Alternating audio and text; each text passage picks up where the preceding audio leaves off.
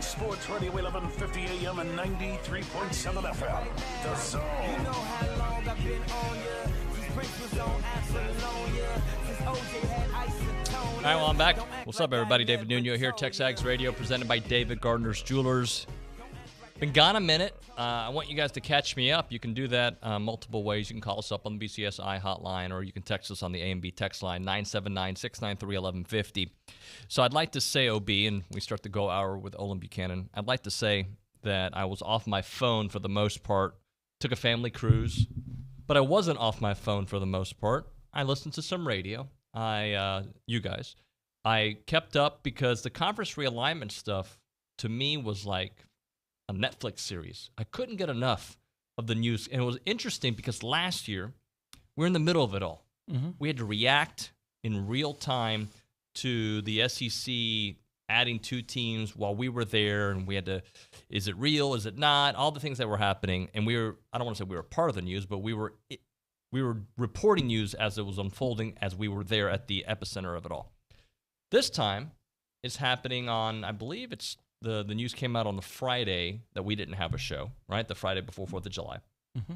And I'm watching this stuff happen, and I'm shocked, and I can't get enough. And then all the speculation, and Notre Dame's going to do this, and Miami and Florida State and Clemson to the SEC, and what's going to – and it was just fascinating. So I'm here to, talk a little bit about my thoughts about it and how it's going to impact A&M moving forward and just the state of college football. But what a crazy week. It was, and not going to be the last either. No, it's not. I thought what was really crazy is then it's announced that that UCLA and USC are going to the Big Ten. Yep. And then all the wild rumors that come from that. What somebody says, "Oh, Notre Dame's going to be going to the," somewhere. I've already forgotten where, and I'm like, I've heard that there's wanting to stay independent. No, they're gonna, they're going to the Big Ten. And then I was on a podcast. They're saying, no, they're going to the SEC. And I'm like, I keep hearing they're saying that they're staying independent. And then all the other, well, what's Oregon and Washington going to do? The Big 12 and the Pac-12 are going to merge, and Oklahoma State's saying, hey, yeah, we've had the SEC ask us if we were interested, and Oklahoma State is saying that, yeah, okay. I don't buy it. They would have asked them last year. I've compared the Big 12 to a cockroach, A, because I don't like it, and B, because they survive. I don't know how they survive, but they keep surviving.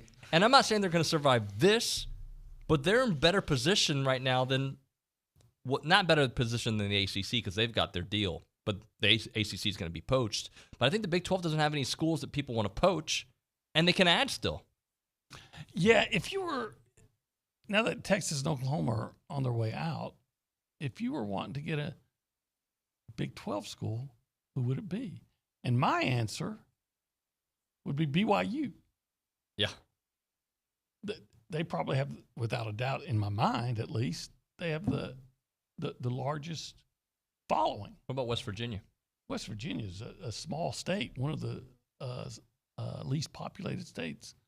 So you want none of that? No, the Big 12 never should have asked. Yeah. They should have went after Louisville, and they could have gotten them. Mm-hmm. But the Big 12 here's the question. In the last 20 years, has the Big 12 ever, as a conference, made a correct decision? Let me see. 20 years, good decision. No, they've reacted to Texas. To Texas, yeah. You can go back even further than 20 years when Texas and I guess Oklahoma, but I think it was mainly Texas, said, even when in Nebraska was still in, where we're not going to pay we're not going to distribute revenue evenly. The teams that are on TV the most are going to get it. Are going to get the most of the money. What conference does that? The Big 12. And why? Because Texas, the as I've always said, Texas is marrying the stripper. It looks good on the surface, and then you get all the drama and all the baggage, and it tears you apart, and it did with the Big 12. So then there's one, the beginning, and then there's the Longhorn Network thing, and then there's the thing. Well, if you're going to do a horns down, that's going to be a penalty, which made everybody laugh at the Big 12. Yeah. Then it was, hey, we're going to go we only have this many teams, but we're going to have a conference championship games, a conference champion, and we're going to build it just one true champion, and then those teams are going to split, and we're going to call them co-champs. Right? So stupid. Everything. And then when they decide to expand, they're going to take in West Virginia, and then they do this whole thing where we're going to look nationally. We're going to have every team apply and send this what do you call it when you're doing I can't even think of the word. Just apply for membership, and we're going to look at everything you have to offer. The due diligence for it. And then offer nobody. Mm-hmm. And everybody's like, what are you doing? So the Big 12 has never done anything right. So somebody tell me, because I can't remember everything. I couldn't remember the word I was looking for just a minute ago. So let's do this. Let's kind of go through what conferences should do. Yeah. And what they will probably do. And look, we don't know what it's going to look like in 2 years. If these kind of changes to college football are happening once a year in July, are we going to have any more big moves here over the next month? I don't know. I mean, is it possible? Sure. But what does the SEC do now? Does the SEC do the obvious, which is get North Carolina, get Virginia or Virginia Tech, and don't worry about Florida State, Miami, Clemson because, or do you go get them first? Like what should the SEC do? Well, it's funny that you said the obvious, because our guy who was in here last Monday would say, oh, you got to get Miami. And I'm like, why? Why would the SEC be interested in Miami? Well, then you get the Miami market. No, you don't. You already have it with Florida. Mm-hmm. If there's 1 million people in Florida, 750,000 or more, or 1 million in Miami, 750 to 800 are Florida fans. 1,000 I meant. So I would think if you're the SEC and if you can get who you want, you go for North Carolina and then either Virginia or Virginia Tech. Why? Because especially North Carolina, they got money. But those are populated, well-populated states. Those are viewers. Those are eyes on your product. Yes, but I did read, I forget where I read it, that the conferences are more, it is not so much about market share anymore as more about brands, right? That's what people say. But But the Big Ten just added LA, and that's the biggest brand. I mean, the biggest market there comes, or the second biggest. Yeah. Now, and then I've hear, because I hear everybody has their theory, and I don't know what's right anymore. But then they say, well, it's not about cable anymore. Now it's about viewership. Mm-hmm. And then someone else says, no, it's about brand. Well, what does the Miami, who Browninger was saying, oh, they got this great brand. I'm like, among who? Among those of us who watched football in the 90s, and we love that era of college football, because I think that's the thing about college football. When we used to watch that, we wanted to feel like it used to feel. Let me tell you something. In all honesty, in all humility, I was a cut, well-built, good-looking stud in the 90s. Now, I'm just a fat, broken down, disgusting old man. I'm Miami. In the 90s, hey, Miami, you didn't look at Miami. They were sexy. They were tough. And now they're just they're just propped up by the national media and the ACC. The national media say, hey, look how good Miami is, because they dominate, or they don't even dominate, because they're competitive, or let's say upper tier in the weak ACC. Selfishly, though, I have two thoughts on that. I would like to go to Miami for us. Yeah, so please bring them in the SEC. Hey, and also I don't want Oregon, not that it's going to happen, or Washington. I want to keep it somewhat regional, in the SEC. I agree. And I think adding some of the top schools from the ACC would do that. And Miami being involved with the Florida schools. Like I don't have a problem if it's north versus south, if you will, or southeast-ish versus the rest. And that's why I think adding Miami, North Carolina, but Virginia obviously a little bit higher. I wonder, here's what I wonder about with all that.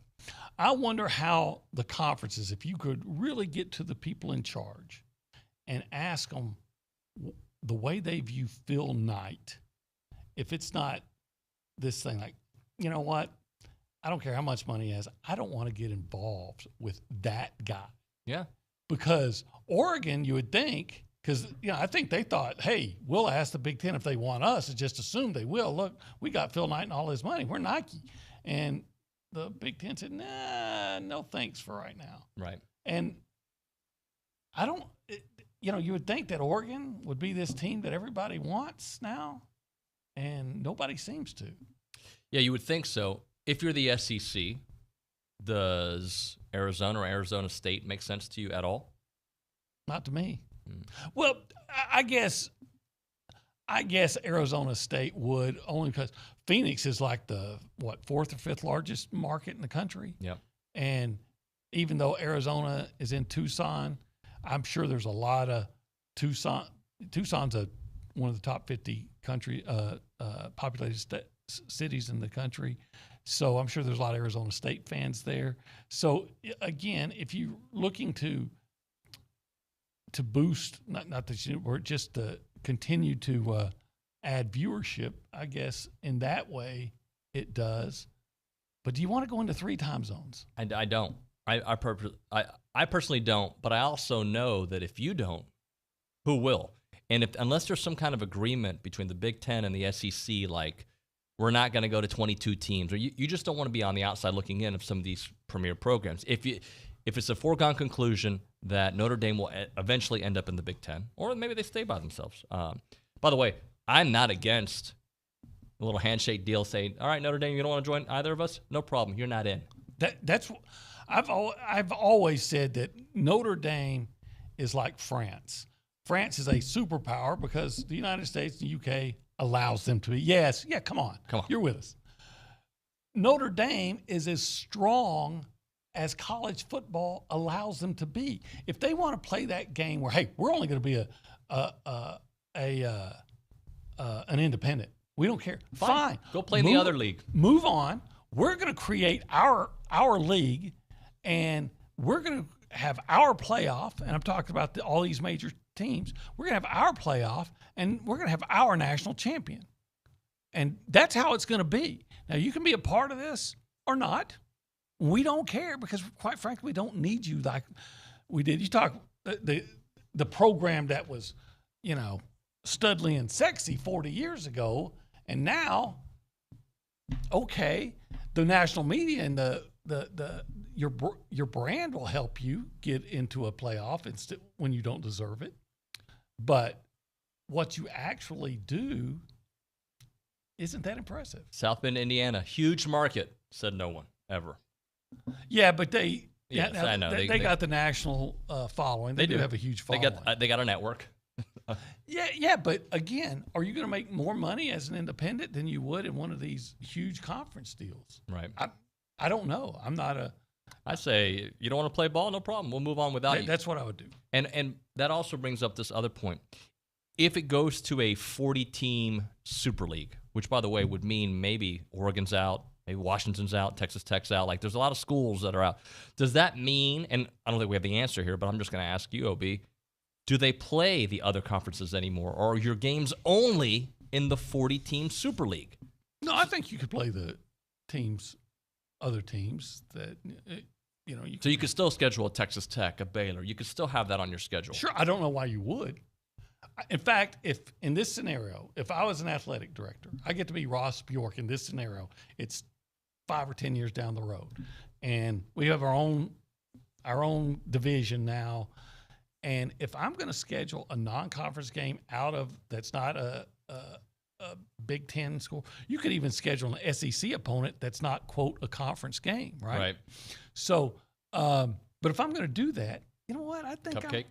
I think I'm going to still schedule an FCS team. Yeah. You're already playing 9 quality teams because Yeah. it's going to be the 40 best. Yeah. And Not the 40 best because I don't think Vandy's one of Right. the 40 best. But and that brings up a whole other discussion.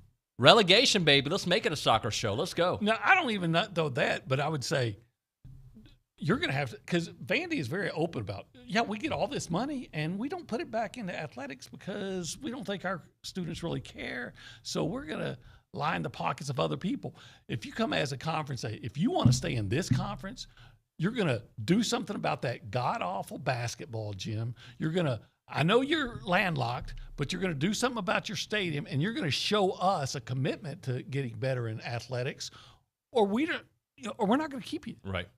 Say the same thing to any other program in the Big Ten that's that lags behind. Let's do this. I want to continue this dialogue because we can still go through what the Big Ten could do, Big 12, Pac-12, all these. We'll kind of go through and get your thoughts on the A&B text line. By the way, next week is SEC Media Days, and our road show is going to be brought to you by Wings & More. We really appreciate Wings & More, again, taking us out there. So we'll be doing the show there on the road from Atlanta. And as I mentioned, you can call the show up on the BCSI hotline, 979-693-1150, or you can text us on the A&B text line. We go around the room and say hello. Behind the glass, Sam Kamen. Good morning to you, Sam. Good morning. Welcome back. Thank you, sir. It's a pleasure to see you back in studio. Thank I you. I know you missed the dogs and the bunnies, so I will tell you, this is going to sound, there's going to be somebody listening here. You just had a week vacation, and that's how you're going to start the show. But my parents might be listening, so I apologize. But I don't know if I'm a cruise guy. I like the idea of a cruise, but things are limited. It's like a holiday jail. I'll just say that. There's not a lot you can do. You can go run upstairs. you can jump jump ship and just No, that's a little scary out there. They do have good gyms on the. They do. They do have good gyms. They did. Yeah, so I'm sure you got used to that. I did 6 or 7 days there. Yep. Yeah. I did. It was well worth it. Every morning, 6:45. That's what I would do.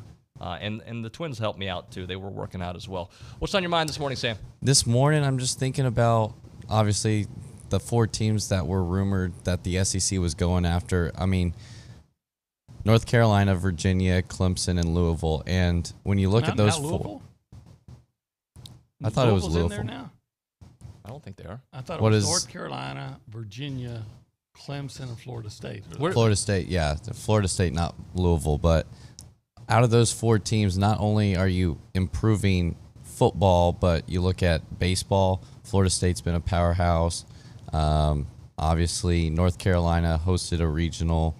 And then when you think about basketball, you think of UNC and Well, Don't think basketball. yeah, I don't think we can think other sports anymore because I think football, this Reigns is going in a supreme. break-off direction to where football's its own thing, and then other sports may be under some kind of NCAA umbrella, but football's going to be its own thing. Do you agree with that, Obi?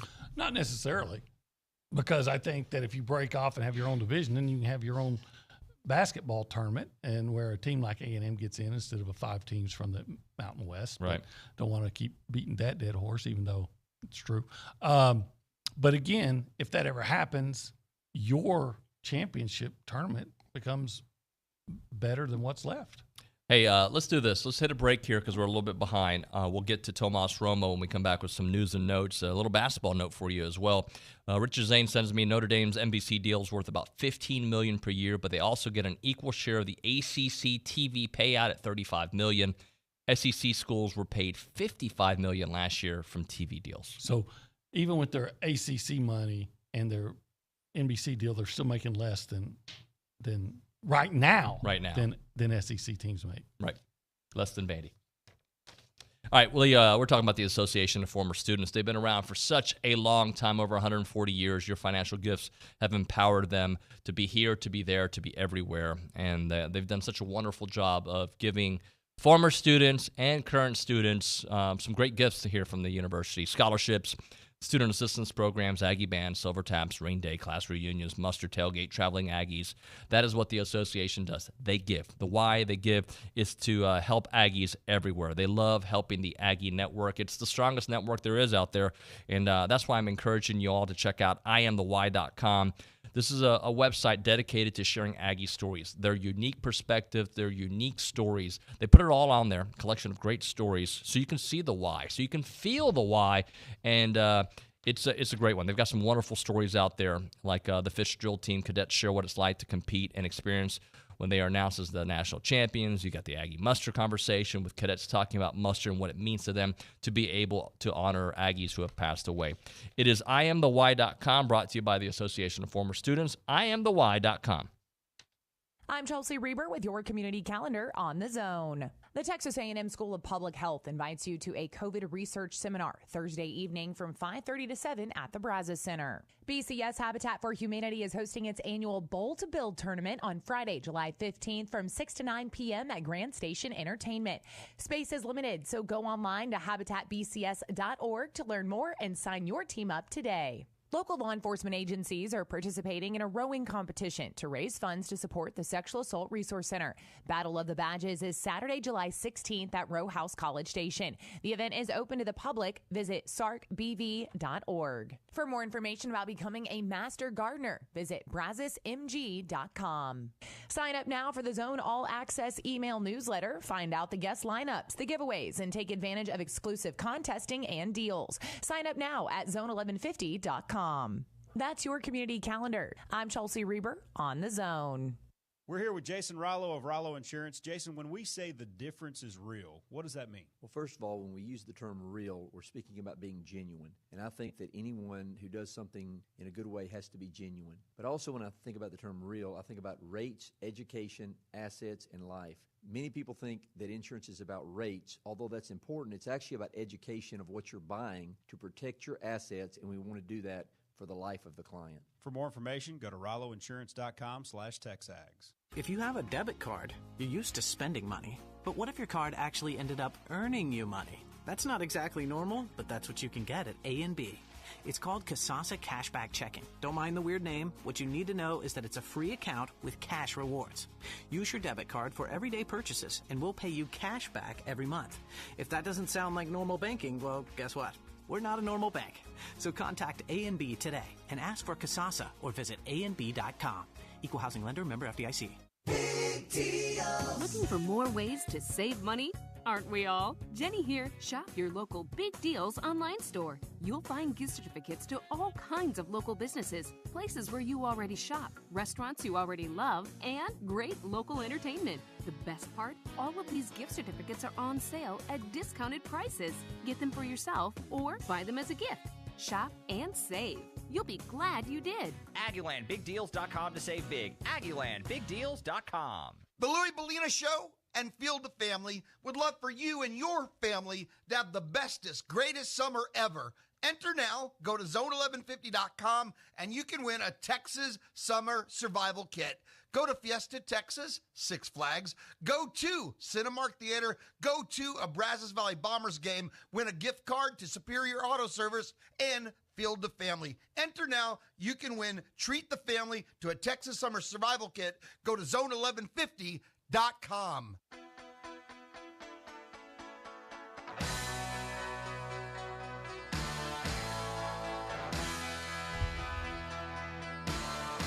Welcome back, TexAgs Radio, presented by David Gardner's Jewelers here in the Rollo Insurance Studio. As I mentioned, next week, SEC Media Days, we will be in Atlanta. Olin is going to be my roommate, or I'll be his roommate.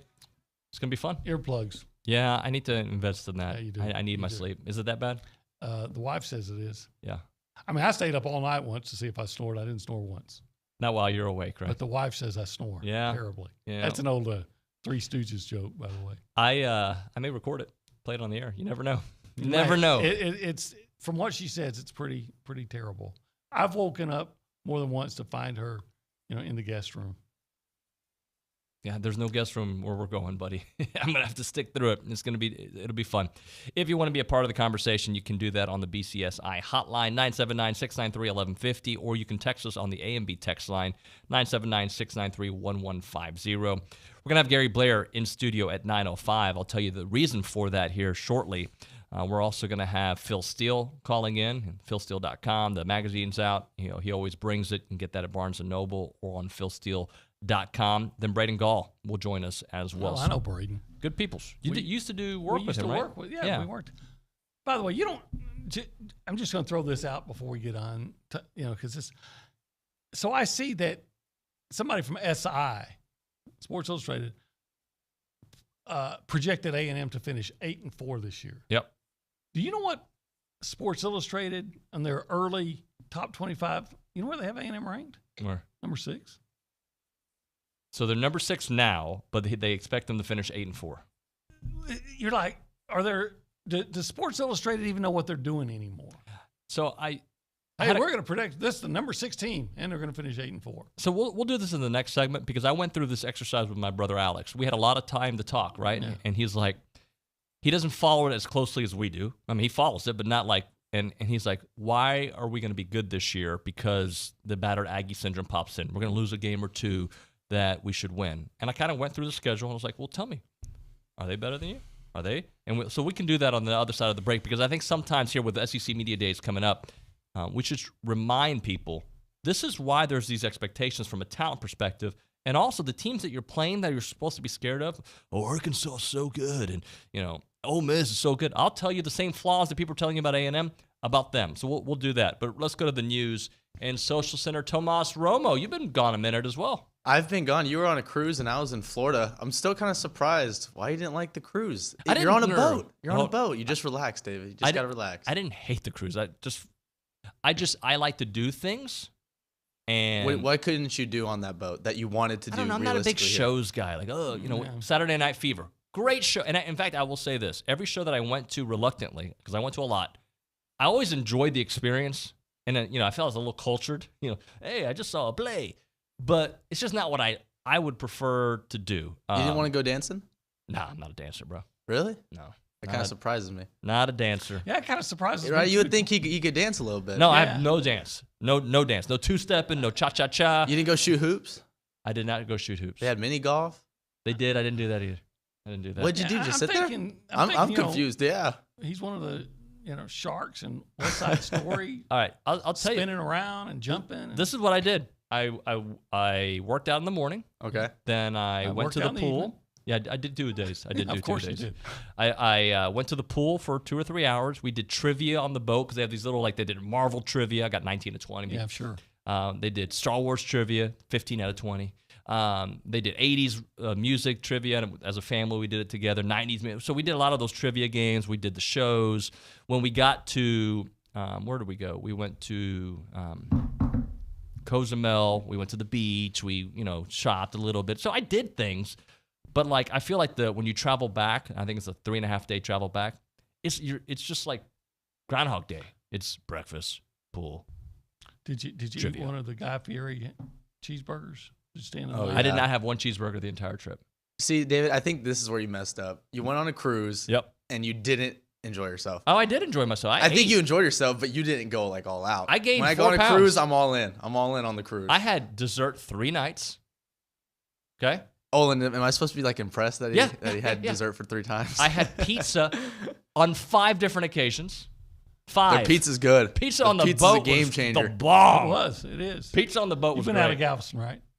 Yeah, we went out of Galveston. So I've done that one. Yeah. And the pizza is good. Pizza was, it's 24 hours too. Yeah. They had our dinner time was at 5 p.m. The Luby special.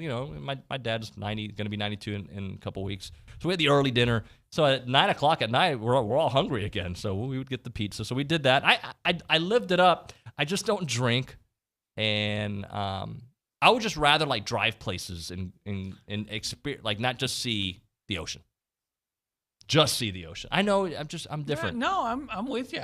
We've done. I get what you guys are talking about. I get what you're talking about. Now, I love if I was cruise. ever going to do a cruise again, it would not be out of Galveston. No offense to that, but I would want to go places where they don't go. Like out of Florida? Yeah. No? Yeah. I could see you on an Alaskan cruise. Or Alaska, I would do that. Yeah, and by the way, I loved it. It's just after 7 days, it's kind of repetitive. But I had a great. The best part of it is when you have older folks. They're not as mobile as they used to be. It's great. We're all in one place. We were together for 7 days. It was fantastic. Well, all I'm gonna say is this, David. I expected you to like the cruise a little bit more. I liked the cruise. I would just probably rather do other things. I've got an idea that somehow it's gonna. He's gonna go home today, and one son's gonna be saying, "I knew you liked Christian better." No, I didn't mean that. I'm talking about you said you didn't like the cruise. I didn't mean you. No, they didn't love it as well. But the best part is you get to be together for 7 days. I'm talking my nephew, my niece, my brother and his family, my dad. Did you go in the casino? I walked by it, but everybody was smoking. Yeah. I'm out. Yeah. The whole smoking on the cruise. I thought you couldn't smoke in the whole casino. I don't know. Could be wrong. You smell it the entire casino. Yeah. Yeah. But I will tell you, Saturday Night Fever on Royal Caribbean, it's the third time we've watched it because this is our third time on the same cruise. Fantastic. And you didn't feel like boogieing after that? I know. I don't ever. I felt like I was in hell on a cruise once because I was with everybody and they wanted to go into one of the clubs and it's like disco music and nothing else. Yeah. And I don't listen to disco music. I didn't listen to disco music when disco was a thing. Right. And I'm like, what could be worse than being stuck in the middle of the ocean, having to be hearing that's the way, I like it. And it never ends. It doesn't. It's on loop. By the way, why do people like karaoke? I love karaoke. Hold on. Let me pause you. Let me pause you. All these people are like, well, are they going to talk sports? But I want to hear about this. Because I went very sober. So that's the first mistake I made, right? Yes. I can understand enjoying karaoke if you're somebody you know is the one singing, right? But to watch Frank from Lubbock get on the mic and destroy songs and that's not fun for me unless I'm making fun of them. Like other people that I don't know that are terrible at singing, I don't know why people enjoy being around that. I understand being around your friends and doing it, but like randos, not for me. I can agree with that. I think it depends. I mean, they could be bad, even if they're random, but if they're entertaining, I think there's a difference. Because if they could put on a show, I'd be like, you know what? They can't sing, but they got my attention. Oh, and then they try to, David. I'm not going to sing, bro. I'm not going to become like a little snippet. There were some TexAgers on the boat for sure. And this is not going to circulate. They are everywhere. Yeah, they are. Hey, we are way late. Tomas, no news for you, buddy, because you derailed the show with Cruise Talk. When we come back, I think we're going to talk about why the 10-2 and yada, yada, yada. We'll get into that, plus more on Big Ten and SEC expansion, that and more here on TexAgs Radio. Well, he survived football season and didn't enter the transfer portal. It's David Nuño on TexAgs Radio, weekdays on The Zone. Gun lovers, it's time for the 13th annual Grimes County Gun Show this weekend at the Grimes County Expo Center in Navasota. That's this Saturday and Sunday, July 16th and 17th. Buy, sell, or trade, guns, knives, ammunition, and much more. Admission is only $5. Peace officers and kids 12 and under get in free. It's the 13th annual Grimes County Gun Show this weekend at the Grimes County Expo Center in Navasota. For more information, visit the Friends of Grimes County Facebook page.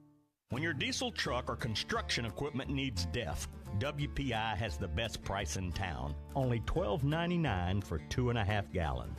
Regardless of your machine's make or model, WPI can help. From custom hydraulic hoses, O-rings to teeth, buckets and blades, any part, filter, fluid, battery, or lighting is at your local WPI. Visit Jesse James at WPI's new location in Bryan, Highway 21 east at Marina Road, or click WPI.com. If you have a debit card, you're used to spending money. But what if your card actually ended up earning you money? That's not exactly normal, but that's what you can get at A&B. It's called Kasasa Cashback Checking. Don't mind the weird name. What you need to know is that it's a free account with cash rewards. Use your debit card for everyday purchases, and we'll pay you cash back every month. If that doesn't sound like normal banking, well, guess what?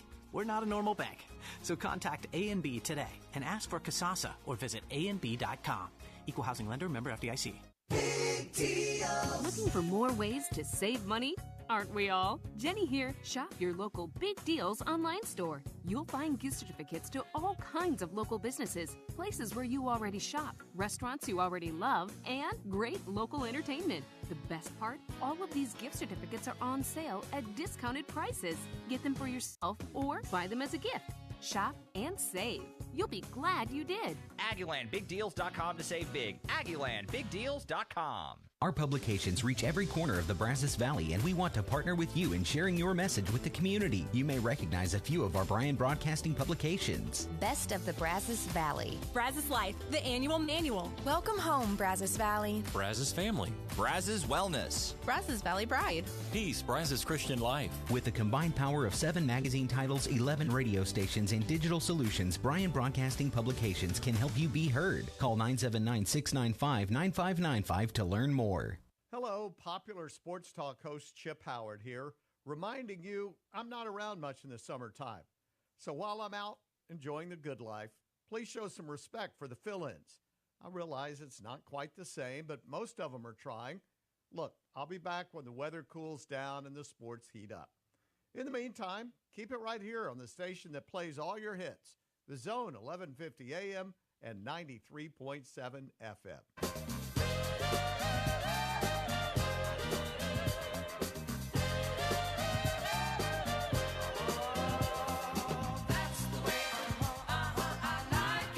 This is your jam, OB. I hate it. They played this and Red Wine. And what else did they play? I was hearing that Rod Stewart, Do You Think I'm Sexy, all these Saturday Night Fever songs, all these Bee Gees Man, songs. those Bee Gees songs rock, though.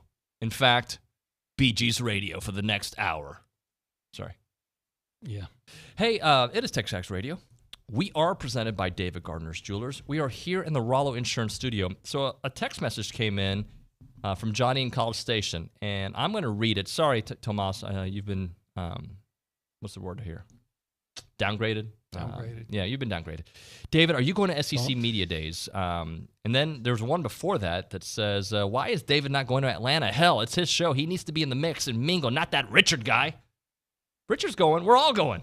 I think because there was a picture of like you and Billy and Richard. Dumb and Dumb. What if they did SEC Media Days on a cruise ship? That'd be fun. Oh, now that would be fun. I mean, because you're not doing much on SEC Media Days but work anyway. I hate it. And I'm supposed to not say that. Lucci's going to be mad at me again. He's not really, but he texted me, stop talking about how much you hate it. No, I don't have the kind of work you do. Mine is just a lot of broadcast work. But I loved last year, especially since I didn't have a base, right? I didn't know a lot of these folks. I'd seen them, but it was nice to kind of work with them, work alongside, see them, get them on the show. Okay, here's one of the things I issue with last year, and this is a fact. And Luch, if you're listening, this is directed at you. I'm making a formal complaint here. Lucci knew all about the Texas and Oklahoma thing before it was reported. He knew. But he didn't tell us. And I don't care if you say, look, don't tell anybody, and you're not going to report it until I say, but at least then I wouldn't have had one column already written or in it and had to stop and then start doing this. So if you know some blockbuster news, just give us a little heads up just in case. We won't blab it, but just in case. Well, I was with Luch when I think he got the info. But he already knew it coming in. He knew some of it, I think. So hey, let's turn our attention because this was the conversation I had with my brother. He's like, look, I want to believe we're going to be 11-1 and 10-2, but like every year there's like that game or two that we shouldn't win, and like, are we better than Arkansas? Are we better than Ole Miss? So I said, hey, pull up the schedule. Let's kind of go through it, and you tell me, should we be favored in this game or not? So we've done this on the air before, but I think it's a good reminder. I think Sam Houston is a tough game to start, but they're going to win convincingly. It's like, remember Kent State? Kent State, they're a good team to beat by 30. Yeah. Right? And A&M didn't play particularly well. No. And still won by a comfortable margin. And it was the Leon who had the pick six in that game? Yep. So Sam Houston, they're going to win, right? Yeah. Probably 20 to 30 points sounds. I would think so. Okay. Appalachian State. Another interesting matchup that they're going to win comfortably, but I would think so. They're not a cupcake like some other schools are. Okay? It's a 17-point win. It should be. Miami is an interesting game. I know you're not high on them like America over the last week is. They've done a pretty good job recruiting. They have some transfers. I'm not big on them either, but it is an interesting matchup to start off the season, the first real test of the year, correct? That's true. And I heard Braden Gall, I think it was, say, if A&M beats Miami, then it's set up for them to, if they don't, to have a great chance to be in the playoff. And if they lose, then, it's A&M again underperforming. Not necessarily, But because that's what he was saying. I would argue with him that last year they had those two big mess ups and they fixed the entire season. They stumbled at the end, but it was still on. Yeah, it was still a chance for them to make the playoffs. Maybe. So, but they're going to be favored in the game against Miami, right? Yes. Okay. Arkansas. I think they're favored in that game. And let me go ahead and tell you, Arkansas has an interesting start to their season as well. But they lose, 6 starters on defense? I think that, or 6 of their leading tacklers, I think it is. 7. Okay. But, yeah, that Catalon's back. Catalan is who was injured most of last year, so he's back, and that helps them. They lose Monteric Brown, who was an NFL draft choice. But they got up 17-0 on A&M, and A&M did everything they could to stay out of that game, especially early. We went through some of the sacks and whatnot, OB, earlier before the show started. Yet with 9 minutes remaining, the Aggies had a chance to tie that game. Yeah. Maybe it was a little bit less than that, where the interception off of Bryce Foster's head. So, but that Arkansas has lost some people. They've added some people. Mm-hmm. A&M has got a quarterback this year. They've got more than one quarterback. They got 3.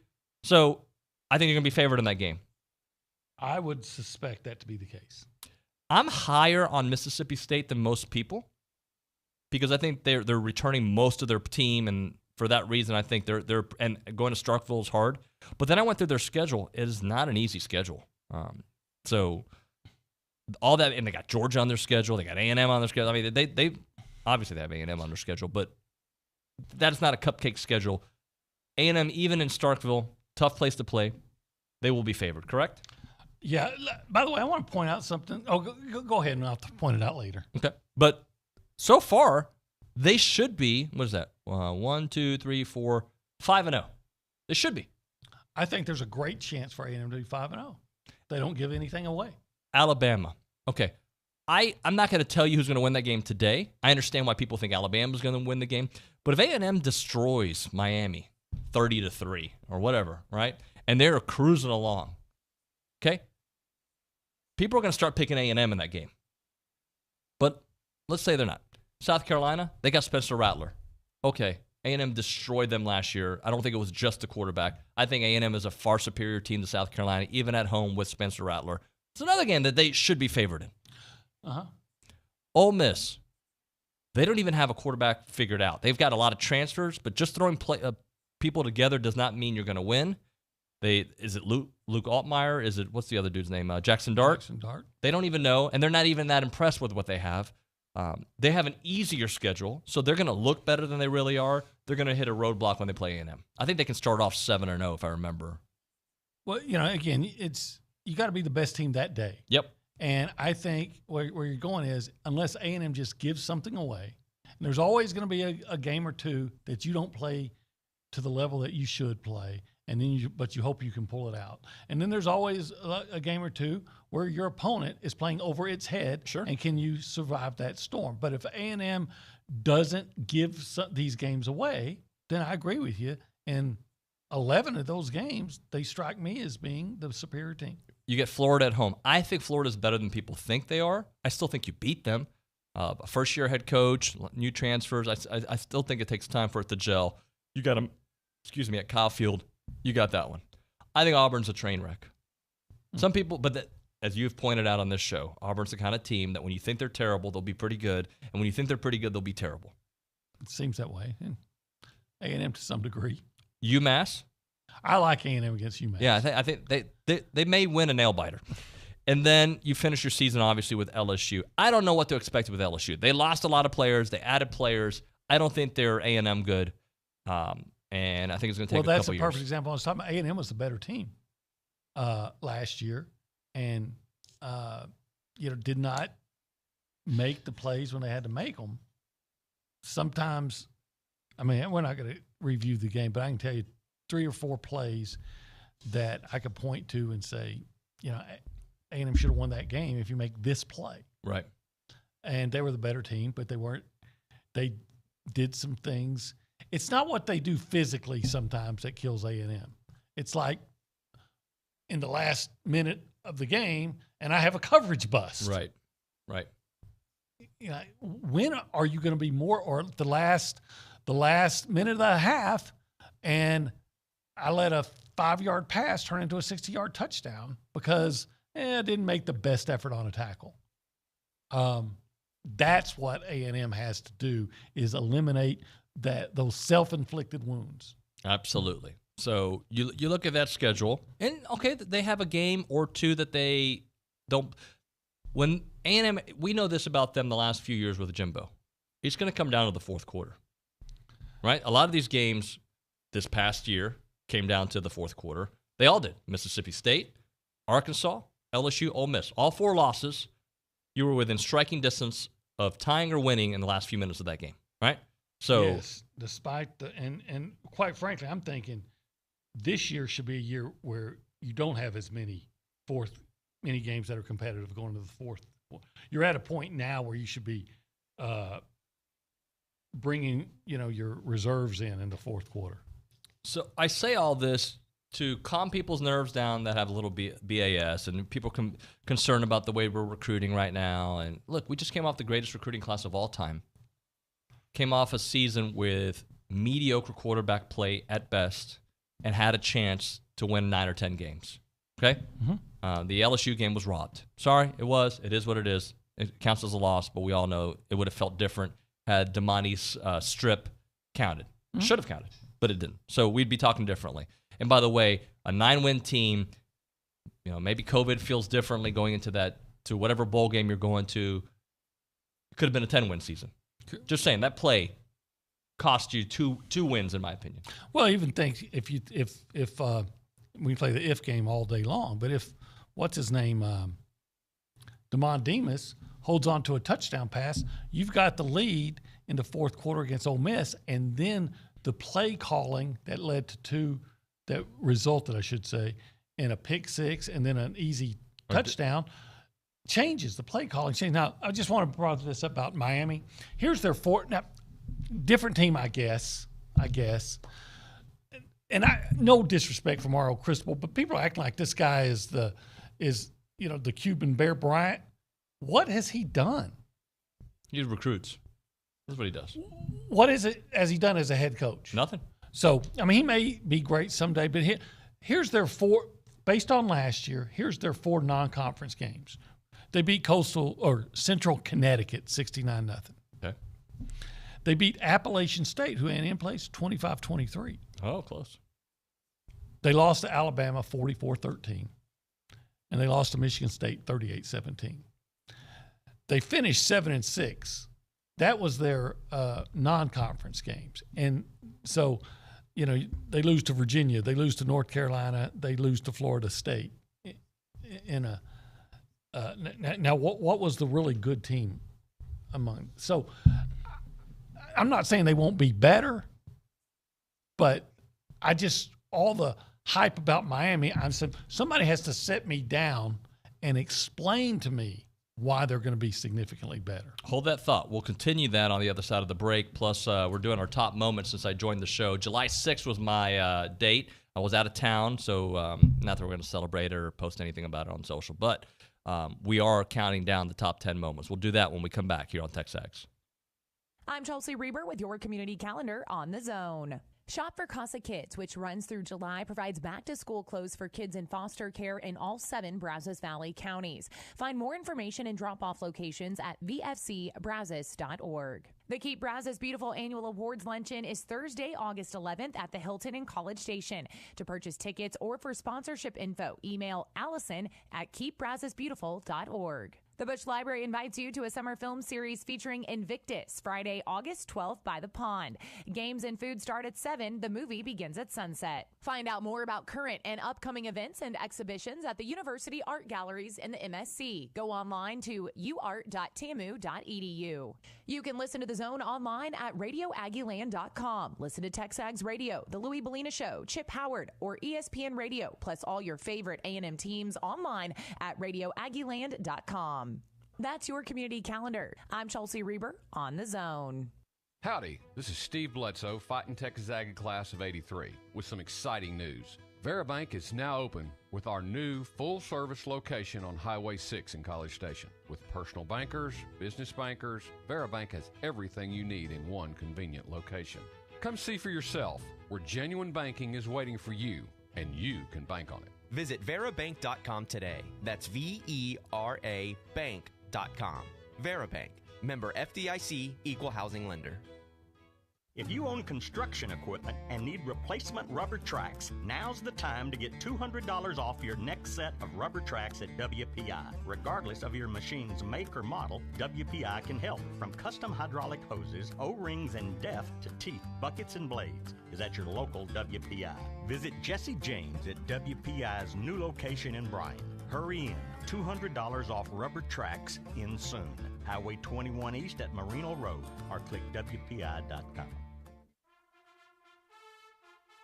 The flagship station for Aggie Athletics is The Zone. Whenever the Aggies are playing, you can hear them right here at 1150 and 93.7 FM. Thanks to our listeners and our Aggie broadcast sponsors, Schulte Roofing, Prosperity Bank, Hargrove Insurance, and Rudy's Barbecue. Here's a big gig-em to all these sponsors. Listen to Aggie Athletics on The Zone 1150 and 93.7 FM.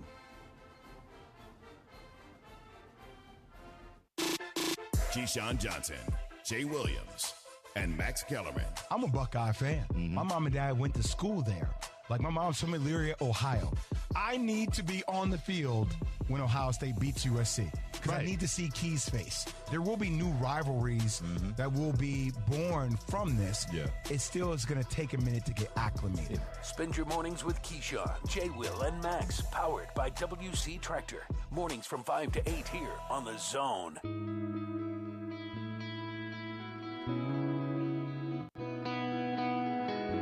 TexAgs Radio, presented by David Gardner's Jewelers in the Rollo Insurance Studio. Next week, SEC Media Days, our roadshow brought to you by Buffalo Wild Wings. Hey, let's talk about something real quick, guys, because I got this text here a moment ago that I do want to read out loud. Let's see if I can find it. Nuño, too many ifs. Stick to the reality of what happened. If, too many ifs. And I agree with that. There are a lot of ifs when we talk about the A&M football schedule, right? And I get it. I totally 100% get it. But I'm presenting that information to you as, with competent quarterback play, a lot of those ifs go out the door. It's true. Quarterback play was a problem. But like in the Arkansas game, A&M got beat at the line of scrimmage. Arkansas rushed 3 the whole game and still controlled the line of scrimmage. You got to get better there. We got to hit a break. Gary Blair coming up at the top of the next hour. Next week's Roadshow brought to you by Wings & More. Go check it out. They're Aggieland's favorite wings, plus burgers, ribs, chicken tenders, and seafood. Voted the best wings in the Brazos Valley. Wings & More on University Drive. Love me some Wings & More. It's TexAgs Radio. People join Walk MS to raise awareness and funds that change the world for everyone affected by multiple sclerosis. MS attacks the brain and spinal cord. It's the most common neurological disease leading to disability in young adults. Walk MS brings communities together, creating teams with friends, loved ones, and coworkers to rally around those we care about and end MS forever. Join us. Together we are stronger. Walk MS fundraising accelerates research breakthroughs and life-changing breakthroughs. It will take all of our passion, determination, and fundraising to end MS forever. Together, we can change the world for people with MS. Join us.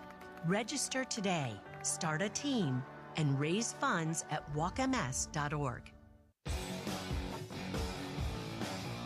This is Aggieland's home for Aggie football, Aggie basketball, and Aggie baseball. The Zone 1150 AM and 93.7 FM. Plus online at RadioAggieland.com. This is KZNE College Station, Bryan.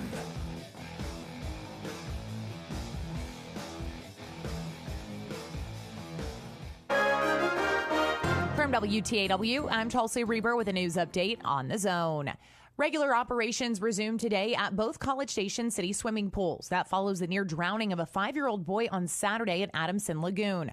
A news release from the city states the boy was taken to the hospital after being rescued and resuscitated by lifeguards and firefighter EMTs.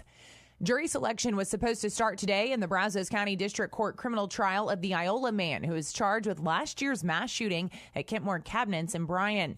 According to the district attorney's office, a joint agreement was made for Larry Bolin to undergo further psychological testing. Prospective jurors for the Bolin trial will instead be considered for other district court trials that are scheduled to begin today. Bonds now total $392,000 for a 17-year-old Benchley man who was arrested last week on charges of hitting a child with a stick last month that resulted in a broken ankle and a fractured eye socket and violating a protection order associated with an arrest in February accusing him of family violence assault. Bonds on those charges against Fidel Sanchez Jr. total $250,000. Sanchez was indicted last Thursday by a Brazos County grand jury in 2 cases from February. One accuses him of continuous violence against a family, and the other is felony theft from a person. Online jail records show a total of 8 criminal charges against Sanchez.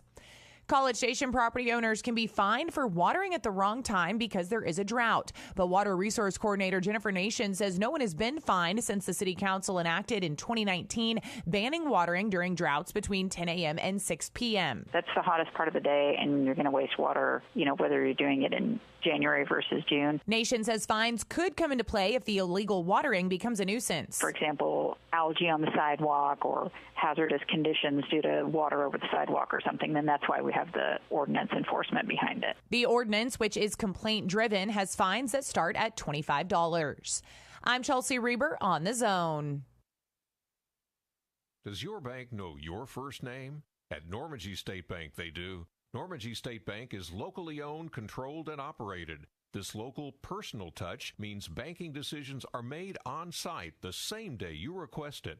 Normandy State makes banking easy. They're open Saturdays, offer state-of-the-art online banking, bill paying, fund transfers, check and statement images. Normandy State, where customer service is their priority. Normandy State Bank, rock solid. Member FDIC. Hey parents, when it comes to your child's education, there's a lot to consider. No matter what you're searching for, search the Bryan Broadcasting half-price tuition program first. We've partnered with schools and learning centers throughout the area to get your students started with high-quality programs at half price. Right now, we're featuring half-price tuitions at Hopewell Classical Day School, Kinder Music, Renner Academy, Sunshine School, and more. Half-price tuitions are first come, first served, and availability is limited. Go to halfpricebrazos.com.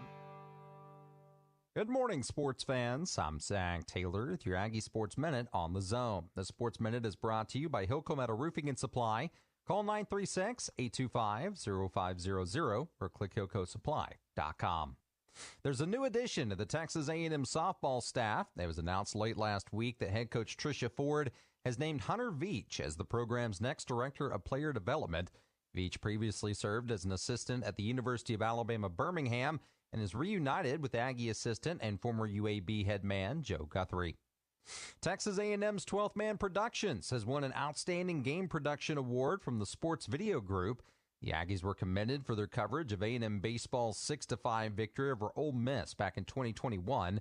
In addition to the win, 12th Man Productions also produced 3 other award finalists.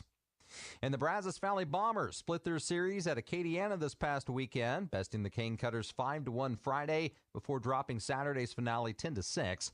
Aggie Brandon Bishop had a solid series at the plate, going 3 for 7 with an RBI.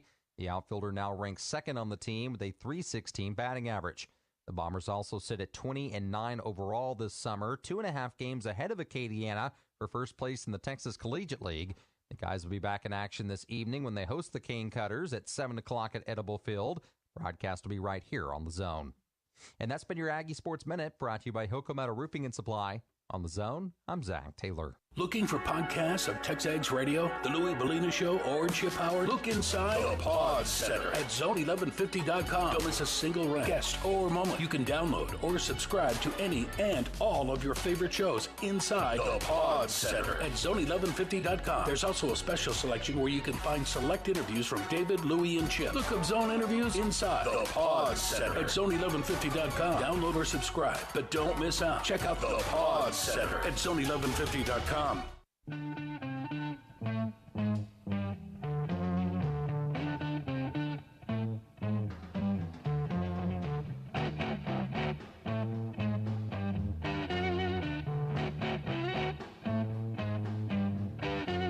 It's getting near dawn.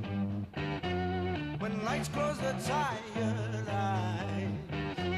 I'll soon be with you, my love. Welcome back in TexAgs Radio, presented by David Gardner's Jewelers here in the Rollo Insurance Studio.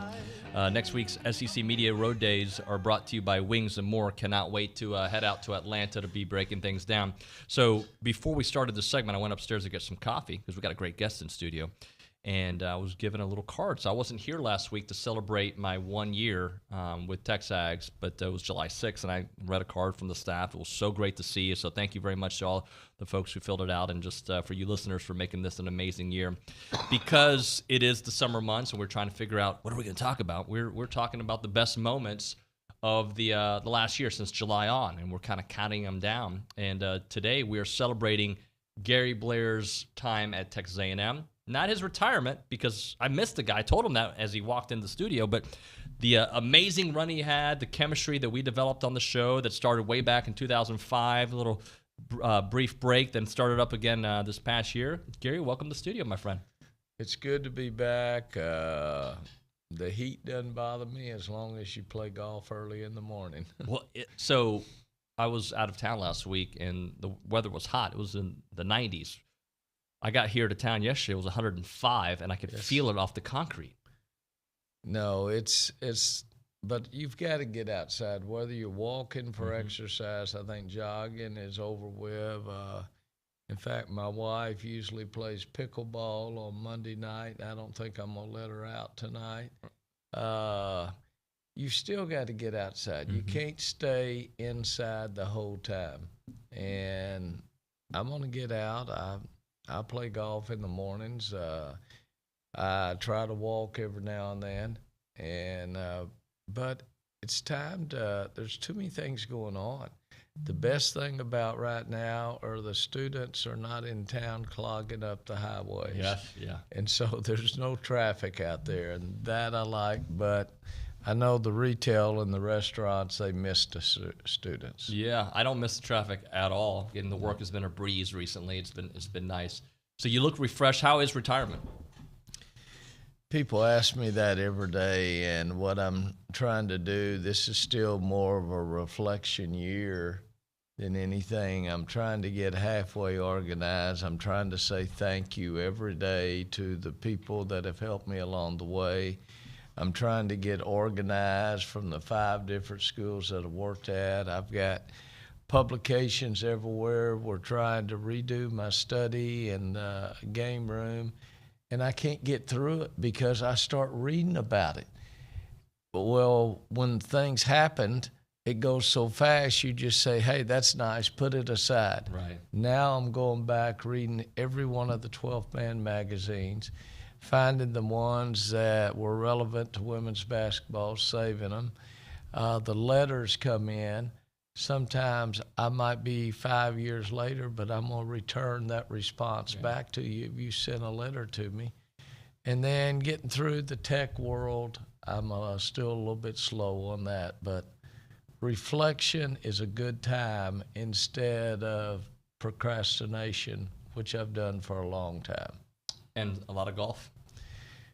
About 4 days a week in the mornings. I was sick for about 4 or 5 days, and but wasn't anything major. It wasn't COVID. Other than that, I just kept popping pills and got back out to the golf course. We'll have a little travel in our plans, and I've got a busy month of September coming up. Yeah, one of the reasons I love having you in studio is the wealth of knowledge you bring, your passion for basketball, women's basketball in particular. But we can also talk about anything. Like you came in here, we're talking SEC Media Days. You're talking golf. You can talk any topic, and I feel like you enjoy talking about everything. I love it. I'm a sports fan. I can tell you everything in Wimbledon because I got to watch a lot of that. The British Open is coming up. I even watch whatever you call it, the WWE or WFC or whatever it was, a fight on Saturday night. I watch it all because it's competition. I love to see people compete, sometimes even on game shows. You want to see Jeopardy. You want to see this. It's sport. Yeah. It makes us better. Yeah, it does. So I was preparing for this interview, and I found an article that Jenny Dahl-Creech wrote about you, and she mentioned you used to play ping pong with Dennis Rodman? Played ping pong, in basketball. He was in my third period PE class majority of the 3 years that he was there. So afterwards, you'd have about 5 minutes before the bell would ring, and we had a ping pong table. I'd get in there and play ping pong with him because early in his career as a high school student, he was just the most average guy that you've ever seen. And he was 5'11". And so his two sisters were 6'2", 6 foot. They were both younger, and they were very good, accomplished basketball players. Dennis was just a wannabe. And then all of a sudden, I think the story was he got the nickname The Worm back from playing pinball back in the game. Oh, okay. And so, but he was just a good kid. Yeah. And all of a sudden, he grew 8 inches after high school, didn't go to southeastern Oklahoma until he was 20 years old, didn't get drafted by the Detroit Pistons until the 4th round when he was 24. He played for Chuck Daly. So sometimes you have to wait for things. You have to either grow up or you grow in stature, either way. Have you talked to him in the last 15, 20 years? No, just his sisters. Yeah. His sisters, we stay in touch. In fact, August the 20th, there's going to be a bunch of Stephen F. Austin girls. Even though the younger one, went there, the older one went with me to Louisiana Tech. We're all going to meet over at a young lady's house and talk about old times, and it'll be fun. What a talented family. I think Dennis's daughter is on the U.S. women's national team for soccer, yeah. Yes. He's a sports fan. Yeah. He had to be a sports fan because how many high school athletes didn't play high school athletics? Right. I mean, 0 sports. He was only in PE classes, and then he'd go to the rec center and play because South Oak Cliff was like the Dallas Cowboys of high school sports back then. It was hard to make teams. And so you either became a majority-minority transferred to Hillcrest, W.T. White, Bryan Adams, Skyline, or one other school, catch the buses out in front, and that's where you went. Dennis stayed at home and just became the best that he could be. Remind us how you got to women's basketball, what changed and how you ended up coaching it. I ended up coaching it because the first year there was not a coaching job when I took the physical education job at South Oak Cliff. And I loved it. But I started the intramural program where they had never had an intramural program. And so I involved the girls next door if they wanted to have a basketball league or whatever, or then the next year is Title IX. The girls came over, knocked on the door, and asked me if I would coach them because the 2 women PE teachers, they were not coaches, they were teachers. They did drill team and they did cheerleading. And so basically I got it by default. Nobody else wanted it. And then did it for free. So I coached the volleyball, basketball, track, and cross country. Then the next year it became a paid thing. And the principal asked again, does anybody want to coach the women's athletics? And Mama Reeves, who was our women's athletic sponsor, she jumped up and just said, now, just a second, McQuarter. That was the name of the principal. She didn't say principal. She just said McQuarter. Blair took it when nobody else wanted to do it. That's his job now.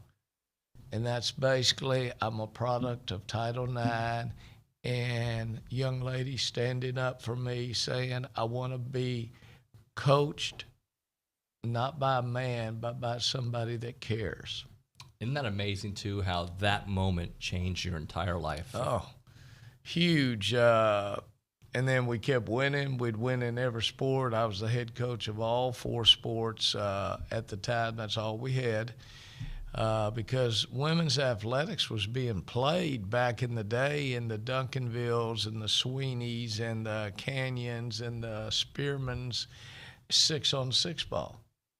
And so I got into it, and we went to state the first year we could go to state. That was in 76. We lost to Victoria in the semis. Then the next year we won state.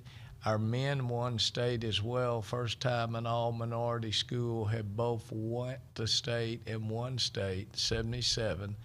I got offered the head baseball job and the coordinator's job in football, and I turned it down to stay with the women. We won state again in 78. That's when we switched over to 5-on-5 the next year. We got upset by Victoria. We were 43-0 in the championship game, lost that. And then my last year we went 40-0 and perhaps one of the best teams ever. And then I made the decision in November of that year to take the Louisiana Tech assistant's job, which was paying exactly the same as what I was getting in high school. And the rest is history. You moved up the ranks and got it to Texas A&M. What keeps you up at night? Or what do you think about more? Do you think about the wins more? Or do you think about, man, I could have made this decision here or this decision there? I tell you what's tough right now is Tuesday was the first day out on the road for all my coaches. They were up in Louisville, then they were going to Chicago, and then they're coming to Dallas and everything. And my friends would send me pictures saying, God, I hope you're playing golf well. I hope you're doing this, because right now it's a mess in college athletics with everything that's going on. That part I do not miss. The evaluations I love. I love sitting in those gyms from 10 in the morning to 10 at night, and then going out and have a beer and a refreshment and talking shop with your colleagues and getting it up and doing it again in the morning after you've made about 4 or 5 phone calls. You live for that, and that's multitasking, always on the edge, something going right or wrong, worrying about your kids back home, your players, worrying about your family back home. And that's what I've been used to for 50 years of college coaching. So now it's a little bit different. I'm trying to adjust. So are you enjoying retirement? No, I'm missing work. You're missing work, yeah. I'm missing work. I'm missing relationships. I'm missing talking about the game that I watched last night. I'm missing talking about the WNBA All-Star game where Sylvia Fowles dunked and Kelsey Plum went for 32 points. All people that I've coached against. I miss that. But it's time for that new chapter. I've got 25 good years left in me. Yeah, you do. So let's find a way to do it. What do you think about the job Joni's done so far? She's doing very well. She got a chance to coach the gold medal team and USA basketball, and that always helps in recruiting. You start looking back to the days when Pat Summit and Gino Auriemma and Tara Vanderveer, all coaches that coached in USA basketball, Mike Krzyzewski.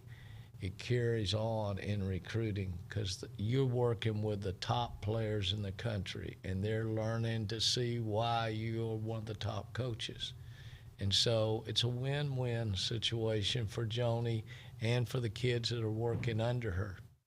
Are you going to try to make it to a lot of games? It would be difficult to go, or? No, it will not be difficult to go. It'll be difficult to realize this is the first time I've ever had a seat.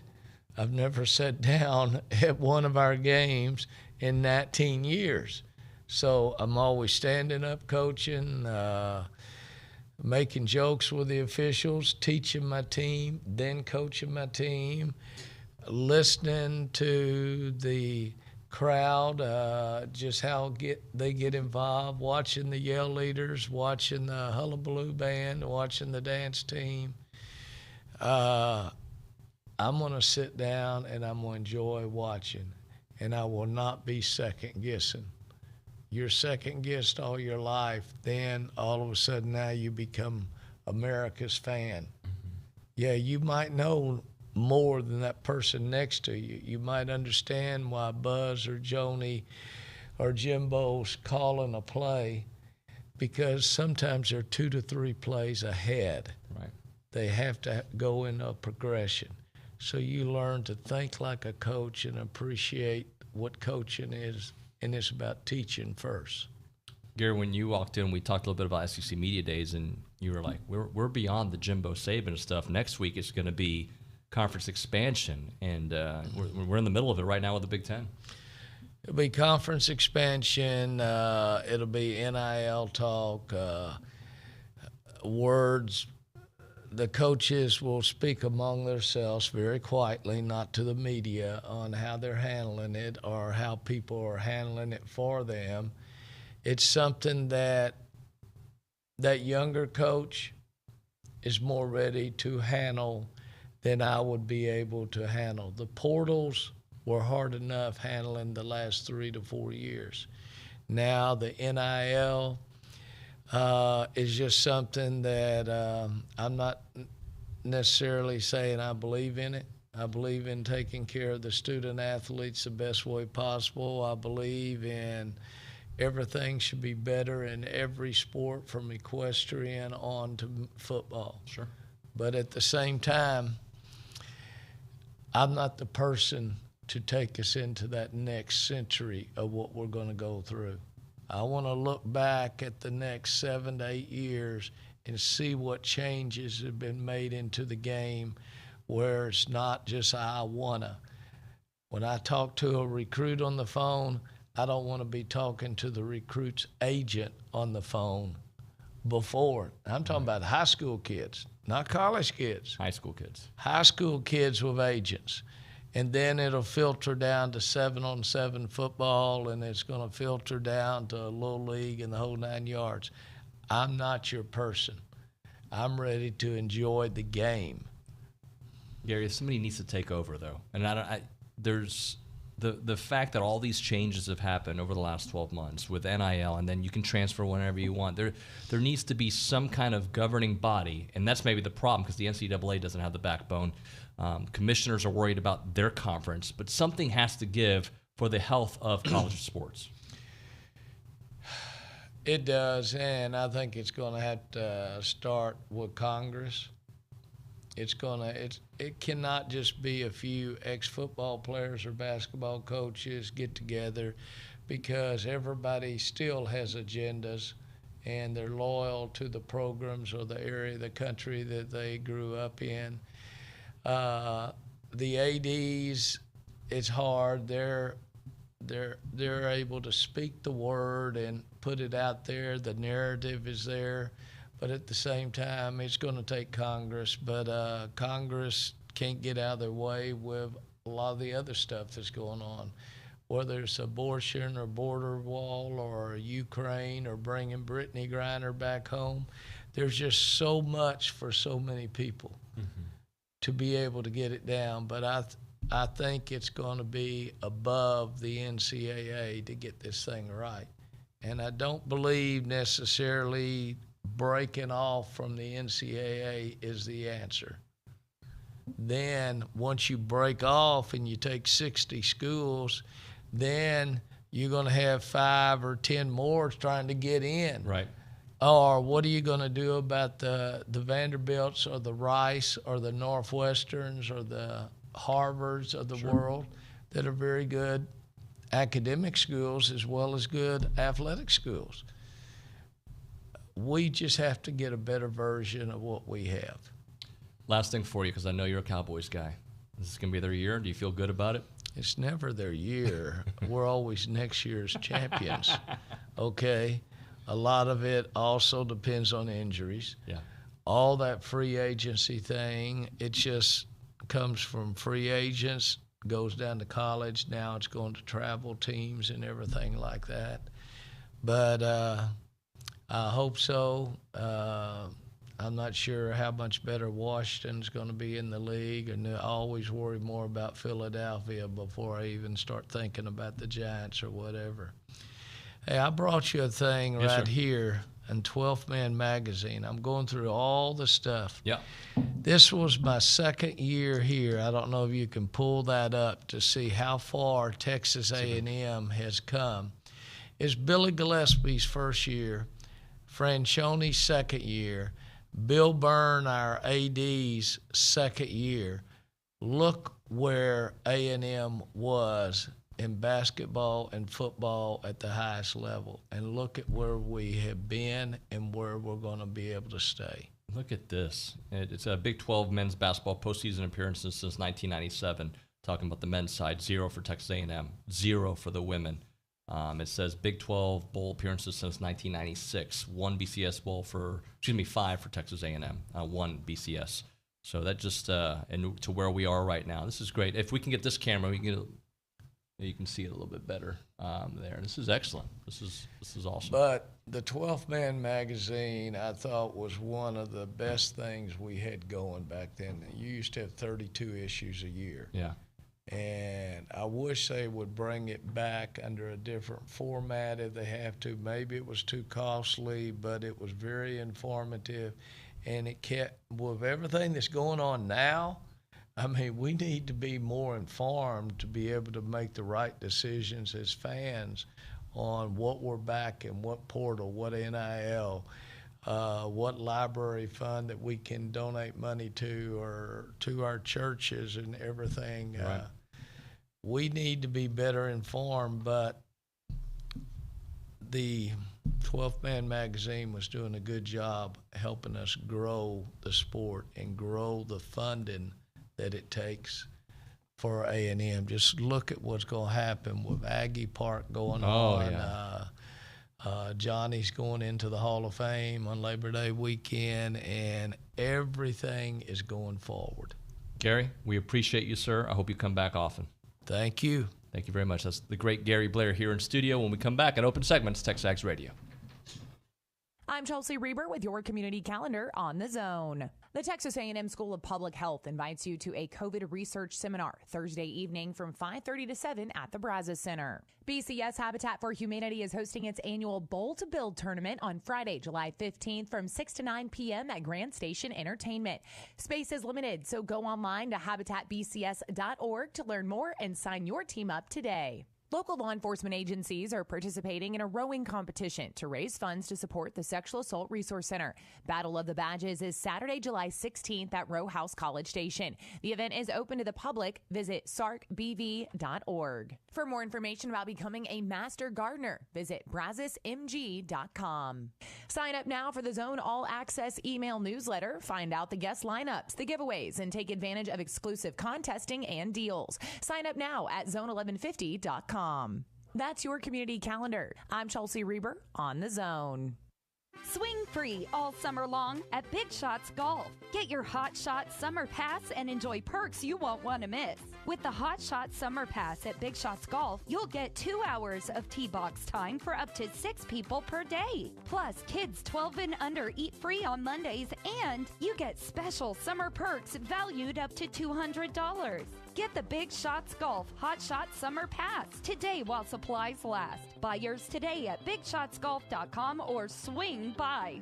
Our publications reach every corner of the Brazos Valley, and we want to partner with you in sharing your message with the community. You may recognize a few of our Bryan Broadcasting publications. Best of the Brazos Valley. Brazos Life, the annual manual. Welcome home, Brazos Valley. Brazos Family. Brazos Wellness. Brazos Valley Bride. Peace, Brazos Christian Life. With the combined power of 7 magazine titles, 11 radio stations, and digital solutions, Bryan Broadcasting Publications can help you be heard. Call 979-695-9595 to learn more.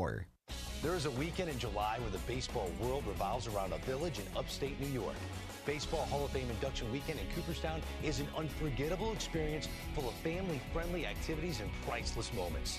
Make your plans today for July 22nd through 25th for the induction of Bud Fowler, Gil Hodges, Jim Cott, Minnie Minoso, Tony Oliva, Buck O'Neill, and David Ortiz as the class of 2022.